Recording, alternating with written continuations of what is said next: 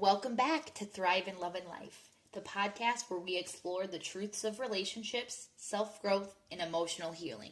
I'm your host, Taylor, and today we're diving into Season 3, Episode 3 Understanding Avoidant Attachment Style. Attachment theory is one of the most powerful frameworks for understanding why we love, why we push people away, and why intimacy can feel so complicated. In this episode, we're going to unpack avoidant attachment, the signs, the roots, how it impacts relationships, and most importantly, what healing looks like if you or your partner fall into this pattern. So what is avoidant attachment? Avoidant attachment is one of the most insecure attachment styles identified by psychologists John Bowley and Mary Ainsworth. At its core, it's a protective strategy. People with avoidant tendencies learned early in life that depending on others often led to disappointment, rejection, or a lack of emotional safety. So instead of leaning into closeness, they lean away. Avoidant individuals often pride themselves on independence. They value self-sufficiency, control, and freedom. But beneath that strong, confident exterior, there's usually a fear of vulnerability, because vulnerability feels like risk. The roots of avoidant attachment. Avoidant attachment usually forms in childhood. Let's say a child consistently reaches out for comfort, affection, or validation, but the caregiver responds with coldness, dismissal, or even punishment. The child learns, my needs aren't welcome. If I want to feel safe, I need to suppress them. This doesn't mean the caregiver was bad.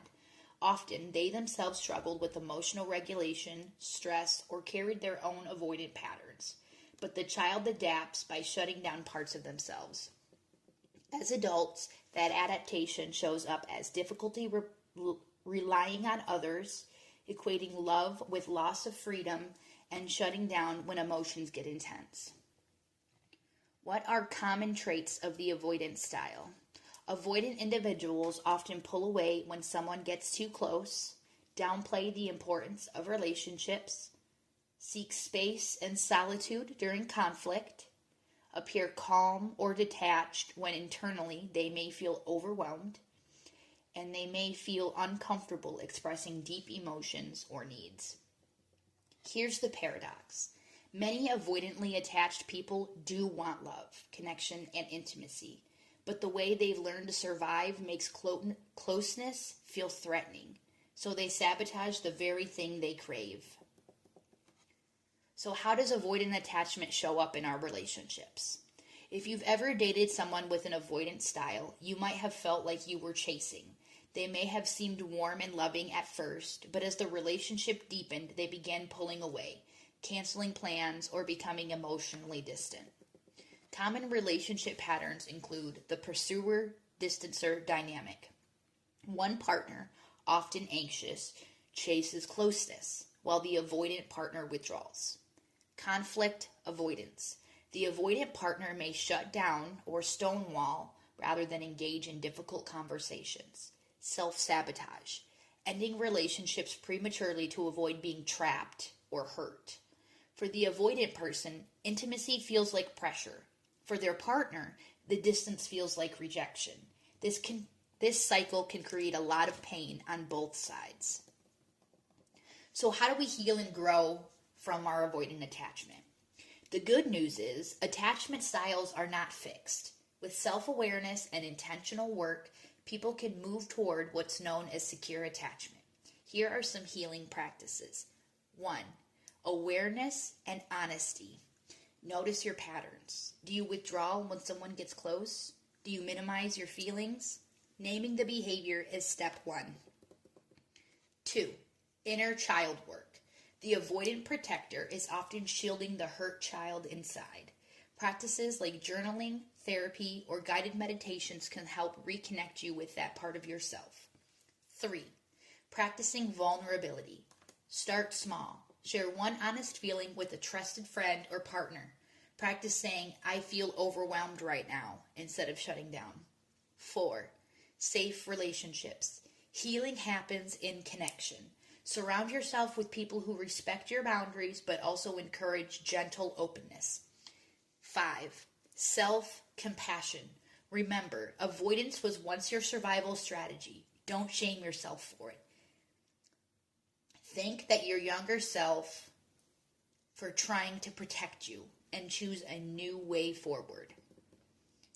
If you love somebody with an avoidant style, it's important to remember that you cannot fix someone else, but you can create an environment that supports a healthier connection. Tips for partners. Don't chase or pressure them into opening up. It usually backfires. Respect their need for space while also communicating your own needs clearly. Create small moments of vulnerability and celebrate them.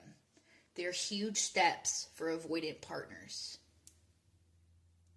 Maintain your own emotional support system.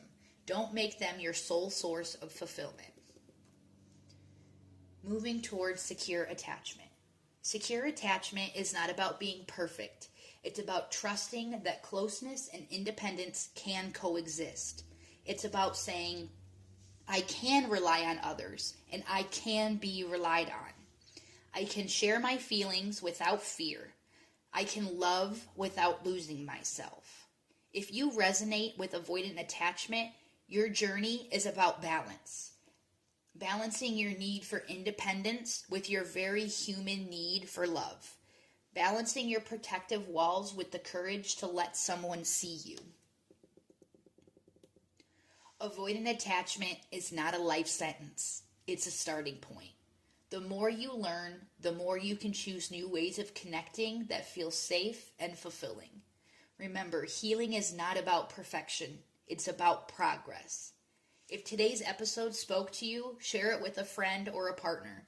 And if you haven't already, subscribe to Love and Life so you never miss an episode.